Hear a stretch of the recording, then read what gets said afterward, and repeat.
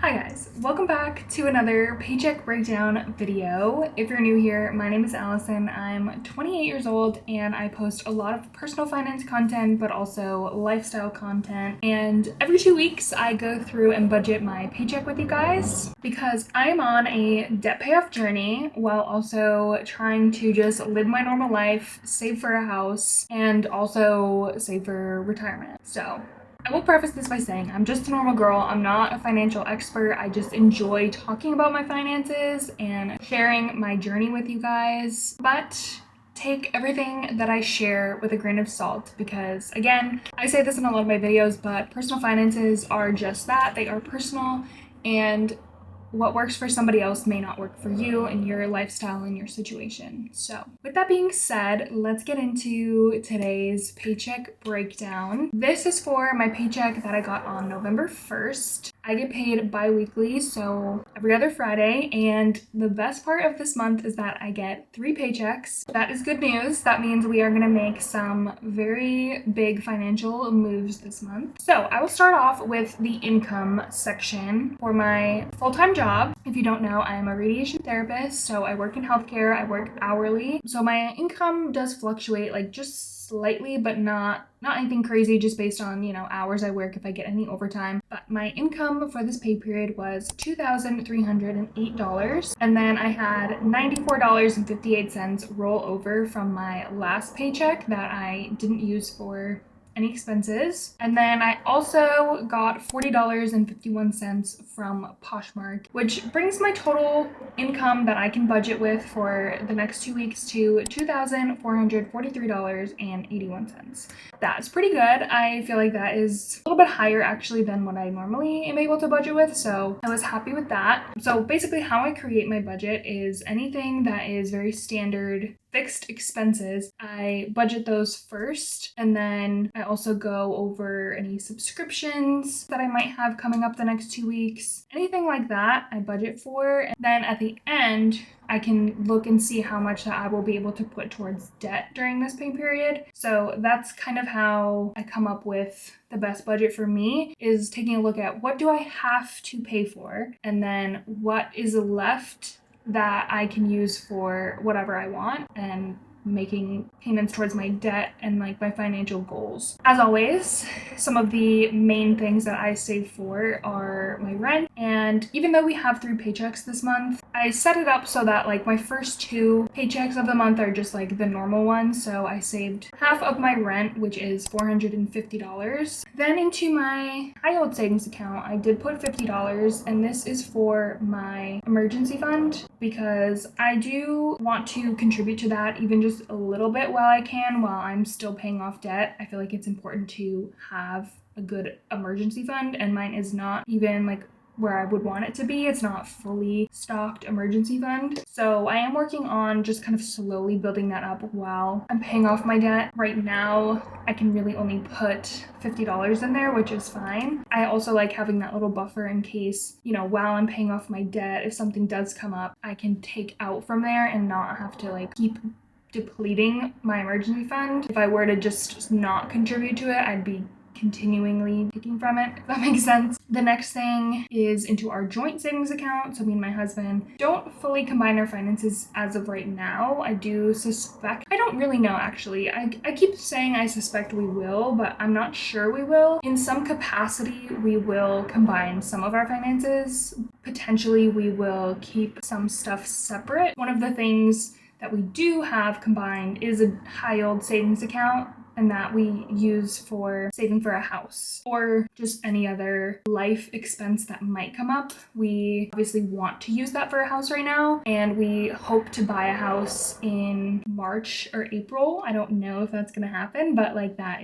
would be the timeline for us. So we are actively putting money into that account. Again, I do think it is totally possible to be like saving for something important and like a big milestone while paying off debt, because the other big thing is no matter what, we're paying something for housing, right? Like I never really thought about it like this until now. We're paying rent right now, which is not really getting us anything, like not really gaining us anything financially or giving us any equity or anything like that, where if we buy a house, we have a mortgage payment, it might be a little bit more, but we're also then building up some assets for ourselves and having equity in this house. You don't have to do what I do with my money or me and my husband do with our money, but for us, it just makes sense to still want to buy a house and save for a house when we are still trying to pay off debt. I know that may not make sense to everyone or be like what everybody would choose to do with their money, but that is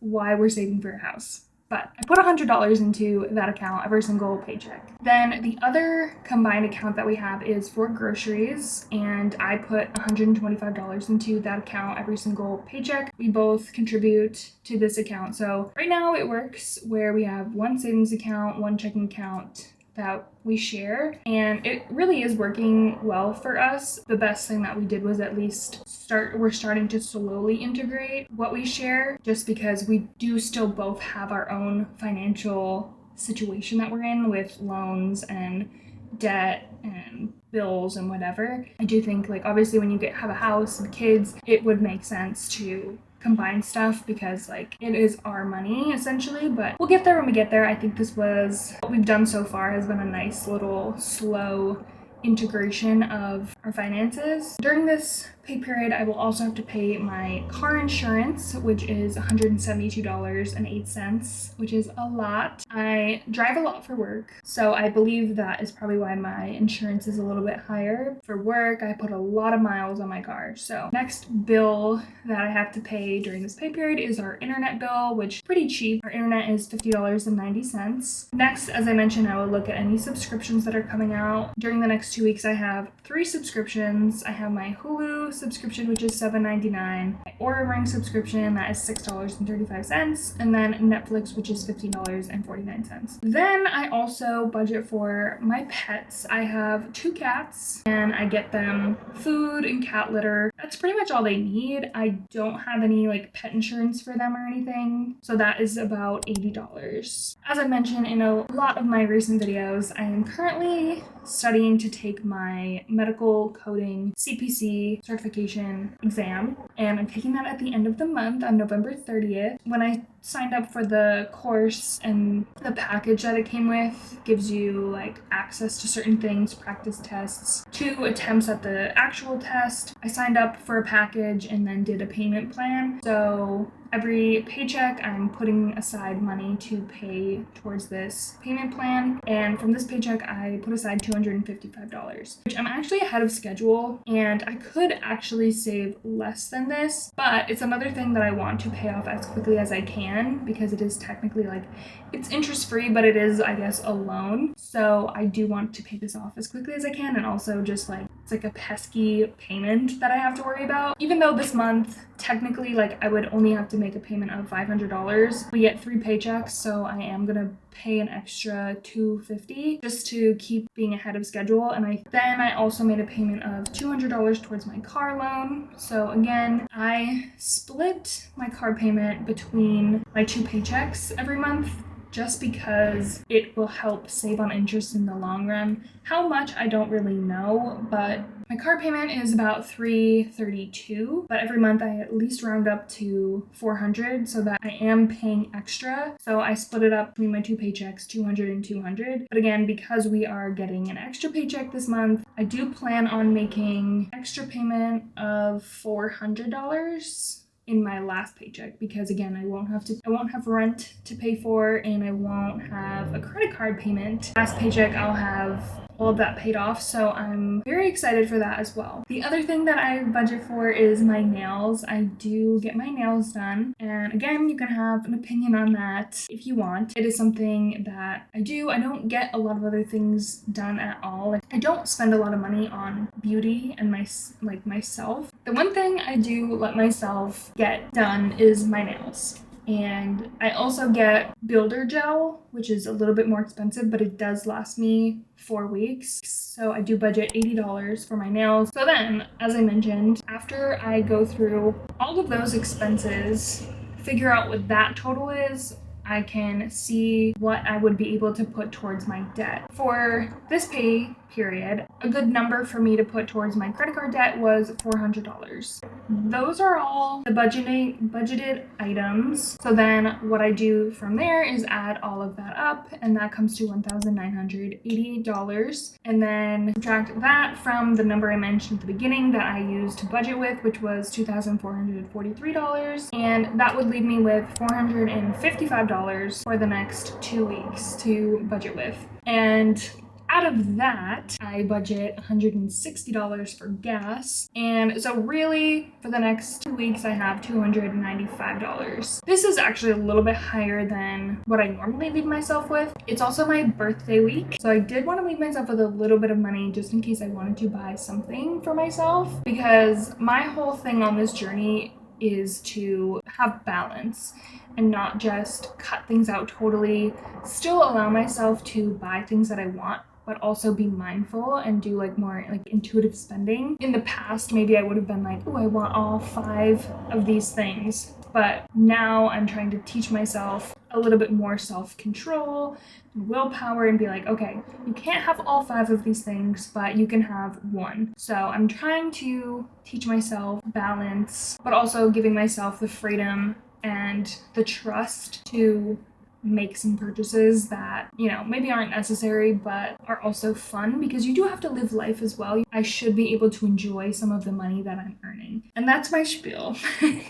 That I always have to throw in something like that, because that's the kind of attitude that I'm trying to convey here. I'm just trying to share like a more well-rounded perspective on this and a little bit more realistic expectation about all of this. And I do feel like on the internet there's such a culture of making other people feel bad for like whatever financial situation that they're in, and I don't like that, you know? Sorry, I have to keep adjusting the lighting and it's so stupid. But the last thing I want to do is just do a quick little debt payoff update, total debt update, because I've been doing this at the end of a lot of my paycheck breakdown videos. So my credit card is now at $2,300. It's still high, but the lowest that it's been for me in a very long time. So I'm happy with that. And then my car loan, after making the $200 payment, is at $14,840. So we've reached under $15,000 for the car loan, and my new debt total is $17,140. It still feels like a very scary number, but obviously a lot of that is the car loan. Having a car loan is a very normal